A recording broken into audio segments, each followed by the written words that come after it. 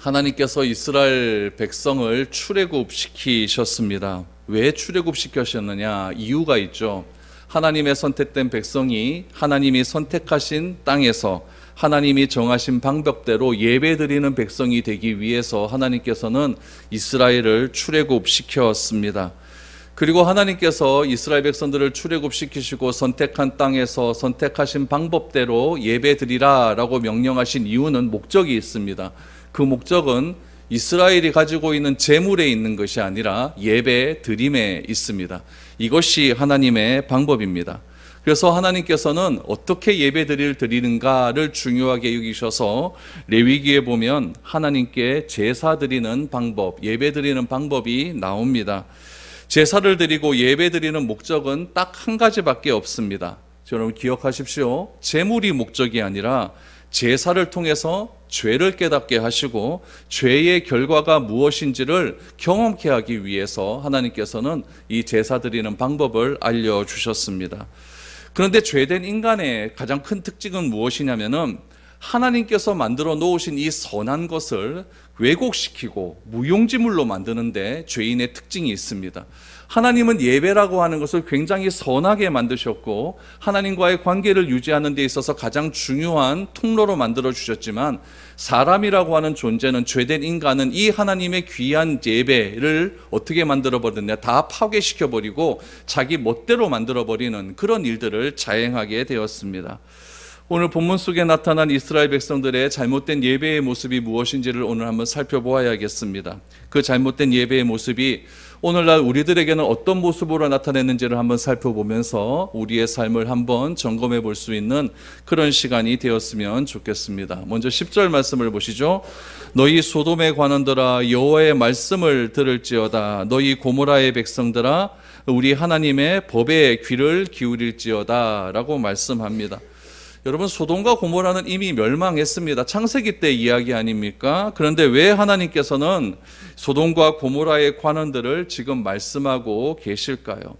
그 이유는 지금 이사야 시대에 이스라엘 백성들의 상태가 소돔과 고모라의 그런 범죄의 상태와 똑같기 때문에 그렇다는 것이죠. 그러면은 소돔과 고모라의 죄악이 과연 무엇인가 우리가 좀 구체적으로 살펴볼 필요가 있습니다. 소돔과 고모라의 죄악은 여러분 에스겔서에 나와 있습니다. 에스겔 16장 49절에서 50절을 보시죠.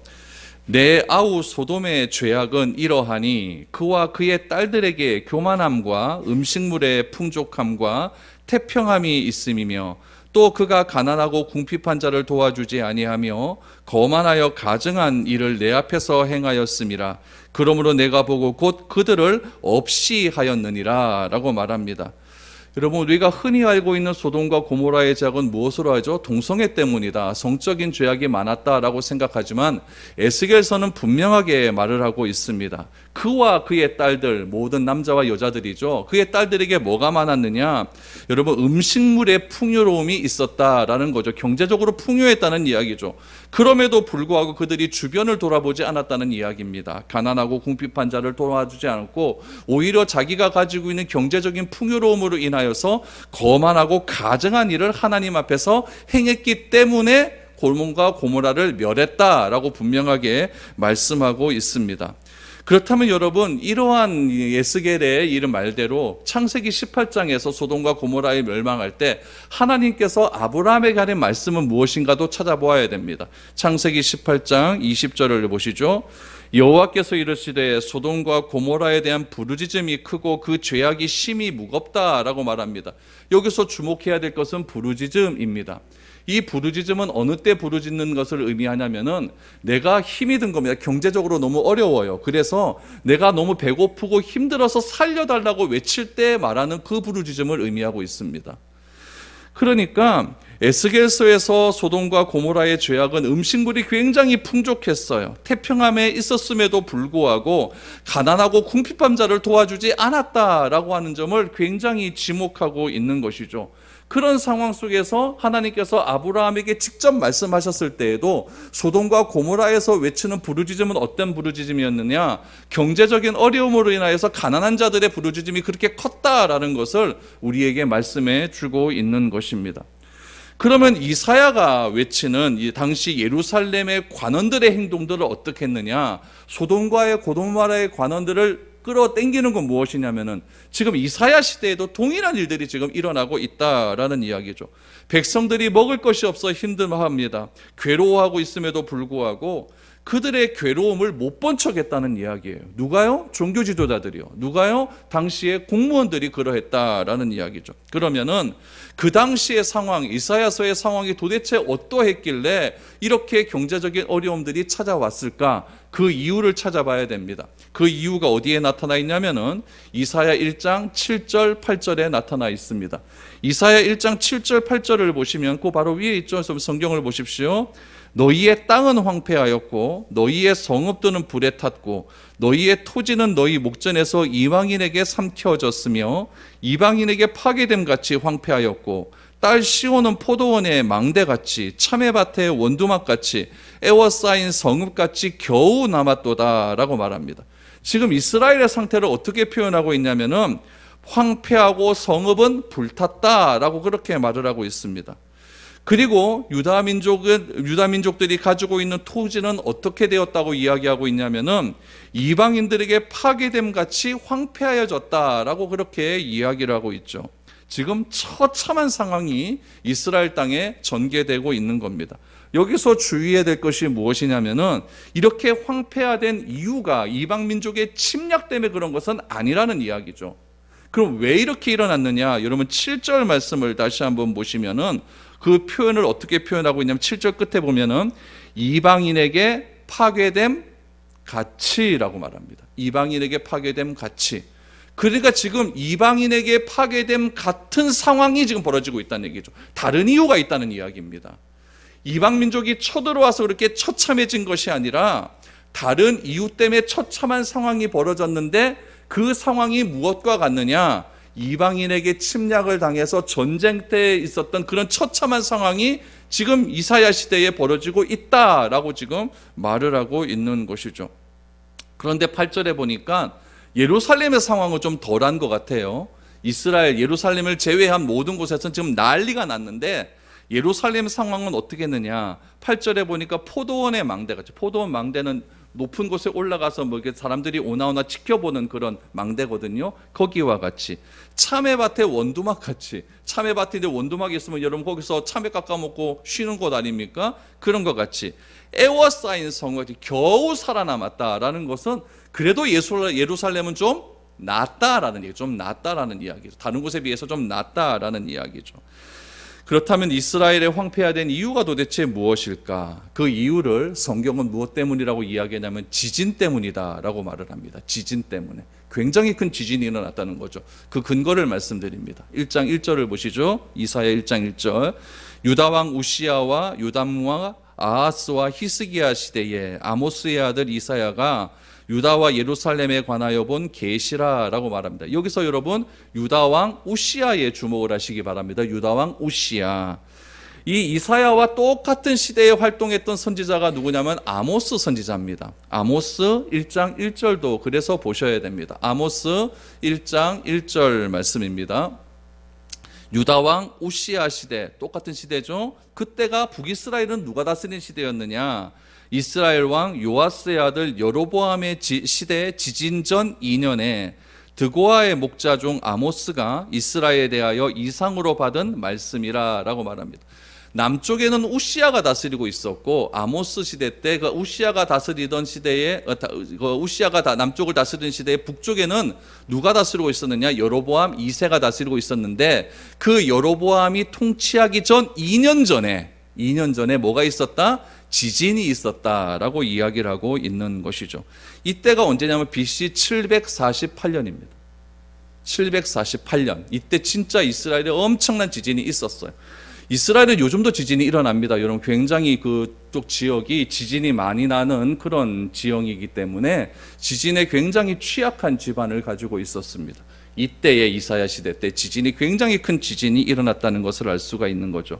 여러분 남유다 우시야 시대와 북이스라엘 여로보암 2세 시대 때는요 다윗과 솔로몬 이후에 최고의 전성기를 구가하던 시대예요. 특별히 북이스라엘의 여로보암 2세 때는요 전성기 중에서도 경제적인 호황이 굉장히 극에 달했던 시대입니다. 굉장히 잘 살았던 시대예요. 그 잘 살았던 시대에 하나님께서 지진을 내리신 겁니다.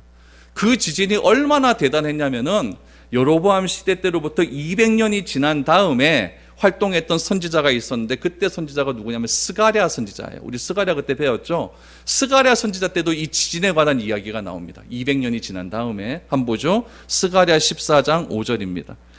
그 산 골짜기는 아셀까지 이를지라 너희가 그 산 골짜기로 도망하되 유다 왕 우시야 때의 지진을 피하여 도망했던 것 같이 하리라 라고 말합니다. 이때는 어떤 시대냐면은 유다가 완전히 멸망해서 이제 바벨론이 막 쳐들어오려고 하는 그런 시대죠.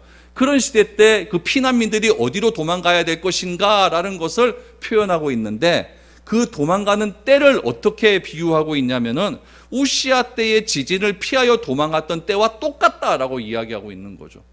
그러니까 여러분 200년이 지난 다음에도 이런 예언들이 나오는 걸 보니까 이 우시야 시대 때 지진은 정말 참혹했던 것 같아요. 요즘 튀르키예 지진도 그런 상황들 아닙니까? 그런 지진이 어디에 일어났다? 이스라엘 땅에 일어났다라는 것이죠. 정말 난리가 난 겁니다. 그로 인해서 이재민도 일어났을 것이고 여러분 모든 건물들이 다 파괴되는 그런 상황 아닙니까? 그런 상황을 여러분 7절에서 그렇게 기록한 건 너희 땅은 황폐하였다.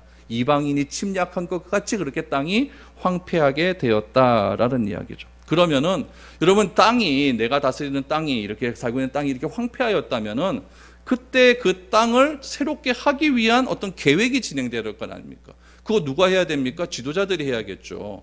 그때는 정치와 종교가 어떻게 보면 하나로 되어 있는 상태이기 때문에 그때 지도자라고 하는 건 종교 지도자들과 또 왕궁에 있는 정치 지도자들, 그 두 사람 동시에 해당되는 일이겠죠.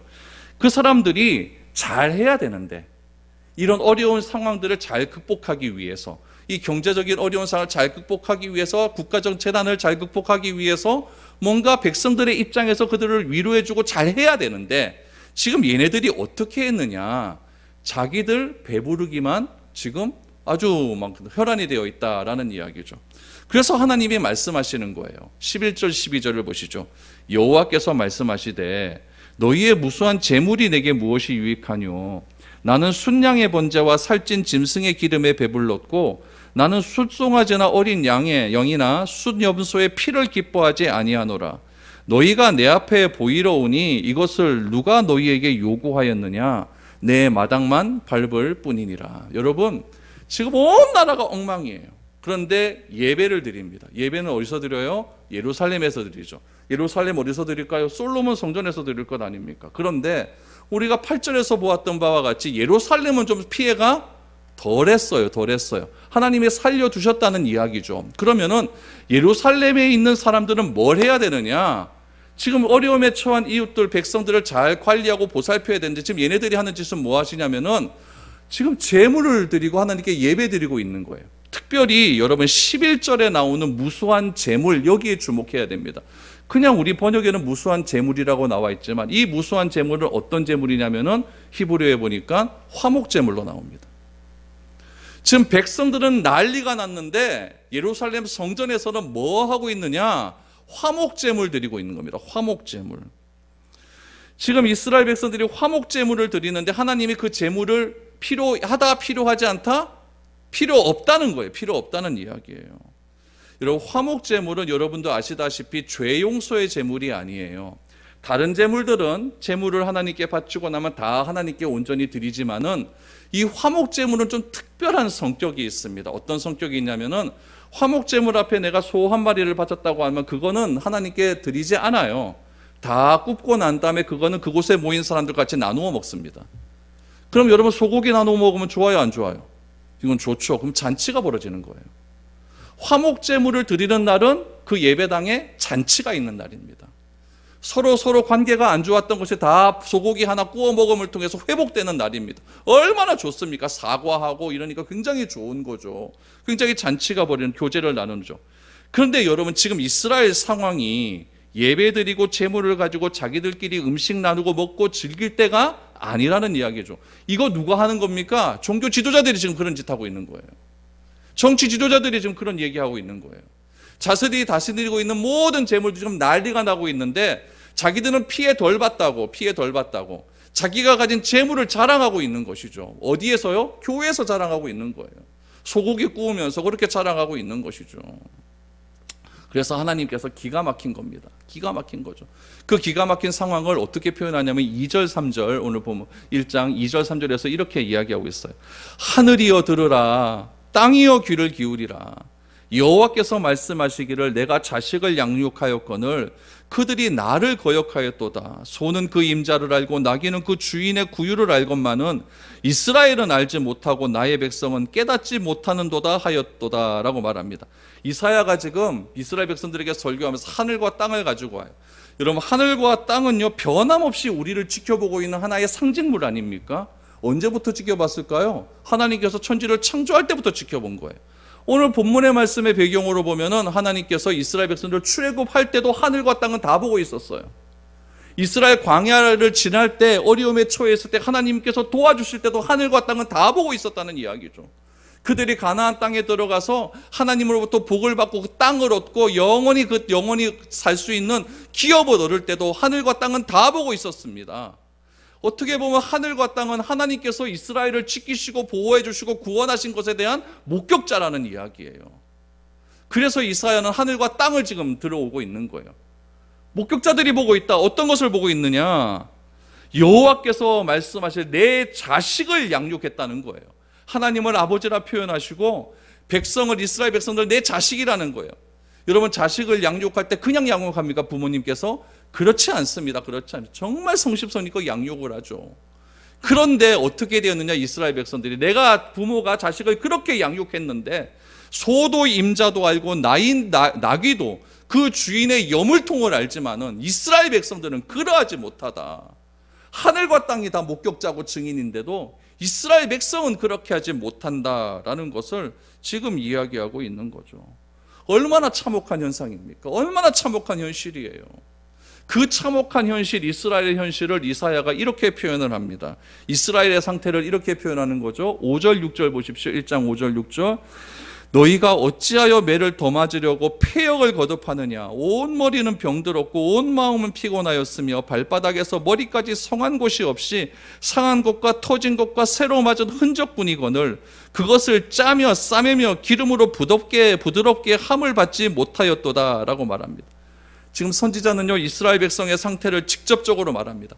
자기 자식을 뭐라고 이야기하냐? 폐역한 놈이라고 해요. 폐역한 자식. 여러분, 부모님들은 다 알 거예요. 자식이 살인을 저지르고 왔다고 할 때는 내 자식 편에서 얘기합니다. 내 자식은 절대 그럴 자식 아니라는 거예요. 뭐 사고 쳐보십시오. 제 친구가 잘못돼서 그런 것이지 내 자식은 절대 그런 자식이 아니다 라고 그렇게 이야기합니다. 내 자식이 잘못됐다라고 그렇게 이야기하는 부모는 없습니다. 안 그렇습니까? 근데 하나님께서 이스라엘, 자식과 같은 이스라엘 향해서 뭐라고 얘기해요? 폐역한 자식. 얼마나 매를 더 맞으려고 너희가 그런 짓을 하고 있느냐. 이렇게 지금 표현을 하고 있는 것이죠. 폐역한 자식이라고 하는 그 하나님의 마음을 여러분 이해하셔야 돼요. 부모님들이니까 다 이해하시겠죠. 자기 자식을 폐역한 자식이라고 말하는 그 부모의 심정. 그 부모의 심정으로 지금 하나님께서 이스라엘 백성들을 향하여 외치고 있는 것입니다. 그 폐역한 자식이 어느 정도 된 자식이 있느냐? 병에 걸린 사람으로 비유하고 있습니다. 어떻습니까? 5절에서 말하고 있는 것 같이 매일매일 매를 맞아도 돌이키지 않는 겁니다. 좀 맞았으면 돌이켜야 되는데 자기 잘못 절대로 인정하지 않는 거죠. 그래서 이렇게 하죠. 하도 맞아서 병든 머리, 갈피를 잡지 못하는 마음, 얼마나 맞았으면 멍이 다 들었으면 멍듦, 부스럼, 이런 것들이 있다는 거예요. 하도 뚜르게 맞아가지고. 여러분, 이건 다 흔적들 아닙니까? 맞아서요. 제가 어릴 때 엄마한테 딱 한 번 맞아봤습니다. 딱 한 번 맞아봤는데 그때 다리가 조금 부었나 봐요. 근데 엄마가 그 다리를 그 바세린, 옛날에 그 바세린이라 그러면 그 로션 있죠, 그 미제 로션 있죠. 그거를 바르면서 막 울었다는 이야기를 한번 들었어요. 이 귀한 자식을 이 6년 만에 난 이 귀한 자식을 내가 이렇게 때렸다 그러면서 막 종아리를 이렇게 막 문지르면서 막 울었다는 이야기를 들었습니다. 여러분, 하나님의 그런 마음 아니겠습니까? 자식이 지금 멍들어 있어요. 아파서 멍들어 있어요. 그런 자식을 보면은 여러분, 하나님의 마음이 더 뭉들어지는 것이죠. 그럼 좀 치료를 받아야 될 것 같은데 막 공겼으니까 하나님은 공기에 있는 고름을 짜내야 될 것 아닙니까?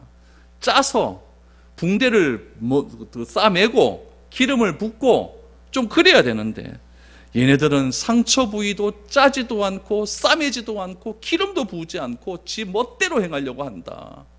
이렇게 말을 하고 있는 겁니다. 거기에 여러분, 지진으로 인해서 피해가로 인해서 모든 것이 무너지고 황무지같이 베어진 밭에서 배가 고파 헤매이는 사람들이 밭에 남아있는 곡식 하나 어떻게 주워 얻어 먹으려고 쓰레기통을 뒤지고 있는 상황에서 예루살렘은 뭐하고 있습니까? 하나님께 감사의 예배를 드리고 있습니다. 하나님께 찬양의 예배를 드리고 있습니다. 주여 살려주신 우리를 감사합니다. 이 참혹한 지진의 현장에서 우리를 살려주신 하나님 진짜 감사합니다.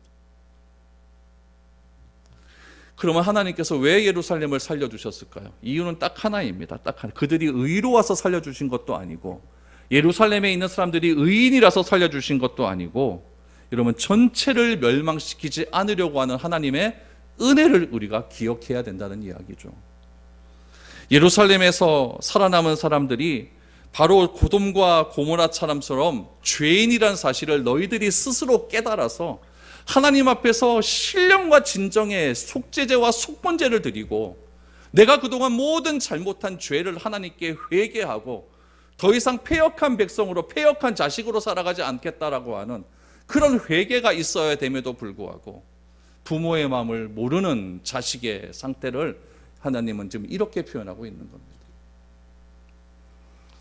여러분, 지진의 참혹한 현실 속에서 부모와 자식의 끊을 수 없는 관계를 비유로 사용하셔서 그렇다면 이스라엘 백성들에게 하고 싶은 하나님의 말씀이 도대체 무엇일까요? 오늘 그거를 찾아봐야 될 것 아니겠습니까?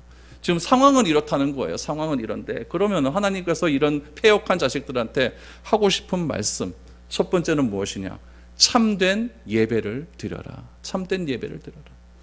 여러분, 오늘 본문 11절을 다시 보십시오. 여호와께서 말씀하시되 너희의 무수한 재물이 내게 무엇이 유익하뇨? 나는 순양의 번제와 살찐 짐승의 기름에 배불렀고 나는 순양이나 어린 양이나 순염소의 피를 기뻐하지 아니하노라 라고 말합니다.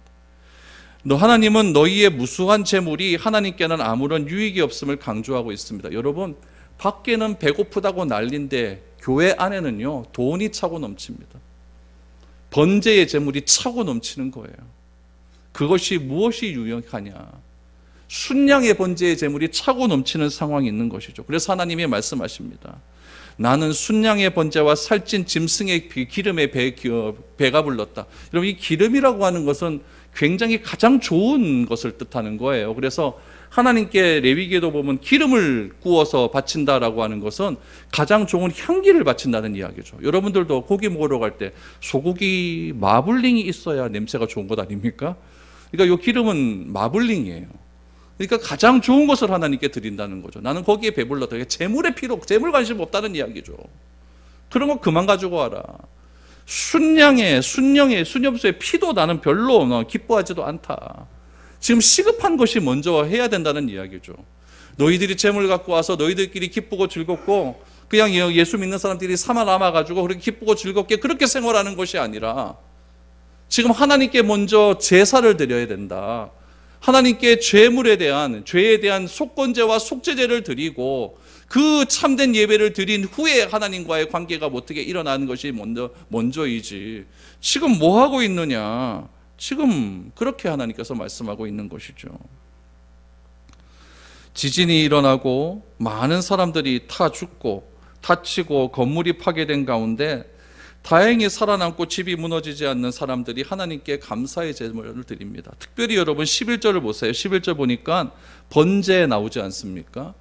13절에 보니까 헛된 제물 나오죠. 13절에 나오는 헛된 제물은 소제입니다. 소제는 뭐냐면 곡식 갖고 드리는 제사예요. 그래서 내가 곡식을 갖고 와서 하나님께 태우면은 일부는 하나님께 드리고 일부는 제사장이 먹습니다. 그러니까 여러분 이것도 별로 중요한 제사 아니지 않습니까? 하나님의 지적은 여러분 화목제에 있는 거예요. 화목제. 감사의 제사는 뭐가 우선이다? 하나님과 나와의 죄 씻음의 회복이 우선이고 그 다음에 이웃과의 관계가 중요한 것이지, 왜 너는 하나님께 패역한 자식으로서 부모된 하나님의 마음을 그렇게 모르고 너네끼리만 잘 먹고 잘 살려고 그렇게 노력을 하느냐. 지금 이것을 하나님께서는 지적하고 있는 것이죠. 그러므로 참된 회개는 무엇이냐? 오늘 본문에 나타난 참된 회개는 감사제가 아니라 속건제와 속죄제를 드려야 된다라는 이야기죠. 그래서 그것을 먼저 드려야 된다. 이것이 하나님과의 관계가 이루어지지 않게 되면 어떤 일이 일어나느냐? 오늘 본문 15절 말씀을 보니까 너희가 손을 펼 때에 내가 내 눈을 너희에게서 가리고 너희가 많은 기도할지라도 내가 듣지 아니하리니 이는 너희의 손에 피가 가득함이라 라고 말합니다. 너희가 손을 펼 때 하나님을 향해 손을 펴서 이렇게 기도하지 않습니까? 이렇게 손을 펴서 내가 기도할 때 하나님은 자신의 눈을 이렇게 가려버린대요. 무슨 말이냐면 기도 안 받겠다는 이야기입니다. 하나님과 나와의 관계가 회복되지 않았는데, 부모와 자식과의 관계가 회복되지 않았는데, 아직 감정이 많이 남아있는데 자식이 부모 어버이날이라고 와서 식사 한번 대접하는 게 무슨 의미가 있느냐, 이 얘기를 지금 하고 있는 것이죠. 관계 회복이 가장 중요하다라는 것을 하나님께서 말해주고 있는 겁니다. 거기다가 너희의 손에 피가 가득하다라고 15절에서 말을 하고 있는 겁니다. 그 피는 어떤 피를 이야기할까요? 자기들끼리 배부르고 막 그렇게 난리 나면서 주변에 지금 굶어 죽어가는 사람들은 다 지금 그렇게 돌보지 않는 그런 상황을 가르치고 있는 것 아니겠습니까? 그런 상황에서 하나님께 나와 화목제물 드리는 것은 아무런 의미가 없다는 이야기입니다. 중요한 것은 하나님과의 관계 회복이 중요하다. 그것이 바로 참된 예배라는 것을 오늘 우리에게 말씀해 주시고 있는 것입니다. 두 번째는 하고 싶은 이야기는 무엇일까요? 화목제의 성격을 우리가 조금 알아야 됩니다. 화목제는 여러분 감사의 제사로서 제물은 함께 모두 제사와 참여한 자와 같이 먹고 잔치가 벌어지는 그런 날이 화목제사입니다. 번제는 여러분 제단에서 제물을 다 태우지 않습니까? 그러니까 다 태워버리니까 먹을 수가 없어요. 소제는 아까도 말씀드린다시피 일부는 태우고 일부는 누가 먹는다고요? 제사장이 먹습니다. 그런데 대지진으로 많은 백성은 굶주리고 헐벗는 상황 속에서 10절에 나오는 말씀처럼 소돔의 통치자들, 즉 권력자와 기득권자들, 종교 지도자들은 자기들이 가진 것으로 자신과 가족은 살아남았다는 사실에 하나님께 감사할 뿐 주변을 돌아보지 않는 것이 문제다라는 이야기죠. 사람들은 먹을 것이 없어 헤매고 있는데 제사를 드리면서 자기들만 크게 화목제 잔치를 벌이고 감사와 신앙심을 고기와 곡식을 불사름으로 지금 과시하는 데 문제가 있는 겁니다. 여러분, 그럼 그 성전 밖에 있는 사람들은 그 냄새가 안 납니까? 그 냄새 맡으면서 무슨 생각이 들까요? 소 잡을 때 소가 꺽꺽 하면서 불부짖는 그 울음소리를 들으면서 그 성전 밖에 있는 사람들은 무슨 생각이 들까요? 쓰레기통 뒤지면서 자기들은 음식 먹어야 되는데 저 교회 안에서는 저 주들끼리 좋아 난리네. 그런 하나님 좋아하겠습니까? 그런 하나님 믿으려고 하겠습니까? 제사 자체를 비판하기보다는 주변의 상황은 무시하고 오로지 종교 행사만 강조하는 모습을 지금 하나님은 지적하고 있는 겁니다.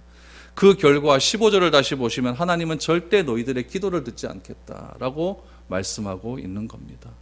내 기도는 왜 이렇게 응답이 없지? 내 예배를 다시 한번 보십시오. 왜 하나님께서 내 기도에 응답을 안 하시지? 하나님과의 관계를 다시 한번 점검하십시오. 내 죄에 대한 회개는 없고 오로지 하나님 감사합니다, 감사합니다. 이런 감사만 넘치는 건 아닌가? 여러분, 감사를 부정하는 건 아닙니다. 그러나 우선되어야 되는 게 먼저 있다는 것이죠. 그것은 바로 하나님과 나와의 관계 회복이 우선이다라는 이야기죠. 세 번째는 무엇일까요? 참된 회개입니다. 16절 말씀을 보시죠. 너희는 스스로 씻으며 스스로 깨끗하게 하며 내 목전에서 너희 악한 행실을 버리며 행악을 그치다 라고 말합니다. 마음과 행동으로 참된 회개를 강조하고 있습니다. 스스로 씻고 깨끗하게 하라는 것은 속죄제와 속건제를 드림으로 하나님께 회개의 제사를 먼저 드려라 라는 것을 뜻하고 있는 거죠.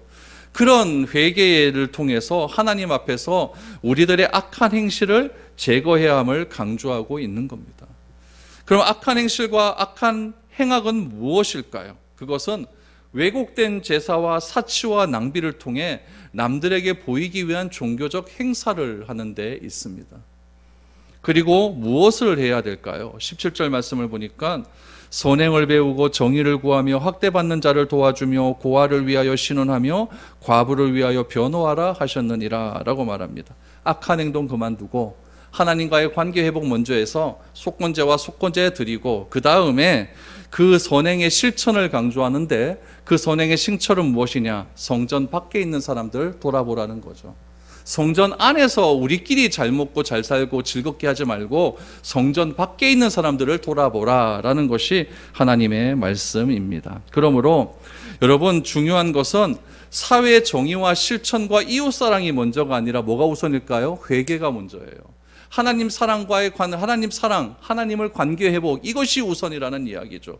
이것을 하고 난 다음에 밖의 것들을 한번 되돌아보아라 라는 것이 하나님의 메시지입니다. 그러므로 죄의 문제가 해결되지 않는다면 우리가 아무리 구제를 많이 하고 경건한 행동을 많이 한다 할지라도 하나님은 안 받겠다는 이야기입니다. 안 받겠다는 이야기죠. 그렇다면 여러분, 우리는 어떤 결단이 필요할까요? 어떤 결단이 필요할까요? 이사야는 우리에게 중요한 결단을 요구하고 있습니다. 18절 이하를 보십시오. 여호와께서 말씀하시되 오라 우리가 서로 변론하자. 너희의 죄가 주홍 같을지라도 눈과 같이 희어질 것이요 진홍같이 붉을지라도 양털같이 희게 되리라. 너희가 즐겨 순종하면 땅의 아름다운 소산을 먹을 것이요 너희가 거절하여 배반하면 칼에 삼켜지리라. 여호와의 입의 말씀이니라 라고 말합니다. 여러분, 이거는 우리가 딱 이렇게 보면은 우리가 하나님 앞에 가서 서로 변론하고 이렇게 되면 뭔가 되겠다라고 말하지만은 실질적인 해석을 보면 여기에 빠진 것이 있어요. 뭐가 빠졌느냐? 지금 자막에 나오고 있는데요. 야훼께서 말씀하시기를, 요거는 히브리어를 그대로 번역한 거를 제가 다시 갖고 온 겁니다. 그런데 우리 개역개정판하고 다른 게 있어요. 뭐가 다르냐? 우리는 오라라고 얘기하죠. 여기는 만약 이러거나 만약. 오라 우리가 토론하자. 만약 너희의 죄가 주홍 같다면 눈과 같이 희게 만들어질 것이요 만약 진옥같이 붉다면 양털같이 희어질 것이다. 만약 너희가 즐겨 순종하면 땅의 아름다운 소산을 먹을 것이요 만약 너희가 거절하면 배반하면 칼에 삼켜지리라. 여호와의 입의 말씀이니라. 여러분, 여기서 만약이라고 하는 조건문이 달려져 있습니다. 이건 뭐냐면은 보세요. 다시 보세요. 만약 너희들의 죄가 주홍 같다면, 이거는 내 죄를 내가 인정한다면 이런 얘기입니다. 내 죄를 인정하지 않으면 안 된다는 이야기예요. 만약 너희가 너희 죄를 인정한다면 내가 눈과 같이 희어지게 해줄 거다. 만약 진옥같이 너희 죄가 붉다고 한다면 희어질 것이다. 만약 너희가 너희가 하나님께 회개하는 것을 즐겨 순종한다면 땅의 아름다운 소삭을 먹을 것이다. 만약 너희가 거절한다며 배반하면 칼에 삼켜지리라 라고 말합니다. 중요한 것은 무엇이냐면은 내가 잘못되었다는 것을 인정하는 행위가 중요한 것이에요. 그런데 참으로 놀라운 것은 내가 내 죄를 내 스스로 인정하지 않는다는 데 문제가 있습니다. 내가 내 죄를 인정하는 것조차 하나님께서 마음을 주셔야만 인정할 수 있는 거예요. 그래야 가능한 것이지, 여러분, 사람이라고 하는 존재는 절대 나 자신을 인정하지는 않으려고 합니다. 제가 서두에서도 말씀드렸다시피 인간이라고 하는 존재는 하나님이 만들어주시는 것을 다 나쁜 쪽으로 만들어버립니다. 무용지물로 만들어버리는 거예요. 제사 드리는 거 얼마나 귀하고 아름다운 제도입니까? 우리가 하나님께 예배 드리는 것 얼마나 아름다운 제도입니까? 매주마다 여러분들이 헌금을 드리는 건 얼마나 아름다운 제도입니까? 너무나 귀한 거예요. 그런데 이것을 사람은 다 뒤죽박죽으로 만들어버려서 다 거짓된 것으로 만들어버리는 그런 죄인의 특성이 우리 가운데 있는 거예요. 꼭 주일날만 나와 예배드리면 되나? 뭐 이렇게 생각하는 거죠. 다른 날도 예배드리면 되지. 다른 날도 예배드리면 되지. 꼭 하나님께 헌금해야 돼? 뭐 그렇게 만들어버리고 자꾸 이상한 쪽으로 만들어버린다는 이야기예요. 하나님은 그런 걸 원하지 않는 거죠. 그래서 하나님께서 말씀하세요. 만약 너희가 너희 죄가 주홍 같다라고 인정만 하면, 만약 너희가 진홍같이 붉었다고 너희 죄가 인정만 하면, 그래서 너희가 즐거이 만약 순종을 한다면 내가 다시 다 새롭게 하겠다. 그러나 만약 너희가 거절하면 칼에 망할 것이다. 이렇게 말씀하고 있는 것이죠. 오늘날 우리의 예배는 과연 어떤지 한번 생각해 보시죠. 한 통계 자료에 의하면은 설교자가, 목사님들이 설교를 준비할 때 가장 우선적으로 생각하는 것이 뭐라고 생각하십니까? 통계 자료에 보니까 제일 1등이 뭐냐면은 예배에 참석하는 청중들이 어떤 설교를 원하는가, 그거를 우선적으로 생각한다는 거예요. 여러분들은 어떤 설교 원합니까? 위로하고 복주고 격려해주고 예수 믿으면 잘 된다고 하고, 이런 설교 좋지 않습니까? 오늘 이런 설교는 별로예요. 회개해라, 이런 설교는 별교죠. 그래서 설교자들이 이런 쪽에 굉장히 관심을 두고 그렇게 설교 본문을 작성한다라고 이야기를 하고 있습니다. 우리가 잘 아는 로버트 슐러 목사님 있지 않습니까? 미국의 크리스탈 처치 수정교회. 그 수정교회가 요번에 카톨릭으로 넘어갔잖아요. 붙어나서 팔렸습니다. 카톨릭에게. 팔렸는데 그 로버트 슐러 목사님이 하신 얘기가 뭐냐면은 절대 교회에서 죄 지적하지 말아라. 죄를 절대 지적하지 말아라. 예수 믿으면 잘 된다, 복 받는다, 위로해 준다, 이것만 얘기해라. 그래야 사람이 온다. 이렇게 설교해서 진짜 거기는 어마어마한 사람들이 몰렸습니다. 여러분, 싫어하는 설교하면 교회 오기 싫죠. 청중들도 오늘 설교는 은혜가 된다라고 말하는 것은 언제 은혜가 된다고 말을 합니까? 내가 생각하는 생각과 설교자의 생각하는 말이 딱 맞아 떨어질 때에 괜찮은 거예요. 그런데 내 생각과 설교자가 말하는 설교가 틀리다 그러면은 별로다. 그래서 설교자를 찾아다닙니다. 그러면서 뭐라고 말하는지 아십니까? 저 목사님 설교 참 좋다라고 말합니다. 이건 다른 말로 하면 뭐냐면 저 목사님의 생각은 내 생각과 맞다라는 이야기예요. 내가 듣기 싫어하는 목사님의 설교는 다 싫은 겁니다. 다 싫은 거예요. 그러나 하나님께서는 우리에게 요구하시는 건 뭐냐면은 나 중심적으로 그렇게 하나님의 말씀을 받아들이는 것이 아니라 하나님 중심으로 하나님의 말씀이 어떤 말씀이 선포되어지든 이 성경 66권에 나오는 모든 말씀은 나에게 해당된다라는 말씀으로 받아들이는 자세, 그것을 요구하는 거예요. 이사야 1장의 말씀, 이거 누가 좋아하겠습니까? 누가 너희 다 죄인이고 너희 다 나쁜 폐역한 자식이다, 누가 이런 말을 부모에게 듣고 싶어 하겠습니까? 그러나 이런 말씀도 누구에게 하신 말씀이다? 나에게 하신 말씀이다 라는 것을 받아들일 때에, 그때 우리가 손을 펴서 하나님께 기도하면은 하나님은 손에서 눈을 떼시고 우리의 기도를 들으시는 겁니다. 그런 절저한 회개가 없다면, 우리가 우리의 죄를 인정하지 않는다고 한다면 여러분 아무것도 되지 않는 겁니다. 우리가 가장 우선시해야 되는 것은 종교적인 헌신과 제물이 아닙니다. 하나님과의 바른 관계입니다. 그 관계는 죄와 배신으로 깨어지게 되어 있습니다. 여러분, 감사와 찬양은 죄의 문제가 해결된 후에 그 관계 안에서 이루어지는 것이 참된 감사와 찬양이지, 죄의 문제가 해결되지도 않은 상태에서 하나님께 무조건적인 감사와 찬양은 하나님 기뻐하지 않는다는 사실을 오늘 본문을 통해서 알게 됩니다. 우리의 예배는 어떤지, 나의 삶은 어떤지 다시 한번 반성할 수 있기를 바랍니다. 그래서 오늘 18절의 말씀처럼 만약 너희의 죄가 주홍 같다면 눈과 같이 희게 만드시는 분은 하나님이시고, 만일 진홍같이 붉다면 양털같이 희어지는 것도 우리 하나님이시고, 만일 우리가 즐겨 순종하면 땅의 아름다운 소산을 우리에게 주시는 분도 하나님이시고, 만일 이런 것들을 거역한다면 칼에 망하게 하시는 분도 하나님이라는 사실을 꼭 기억하셔서 하나님과 나와의 관계, 하나님의 말씀을 매일같이 묵상하면서, 제가 이거 시편 말씀 드리는 것 다 그런 이유 아니겠습니까? 매일 아침마다 이 시편 말씀을 묵상하시면서 하나님과의 관계를 날마다 새롭게 할 수 있는 저와 여러분들이 될 수 있기를 축복드립니다.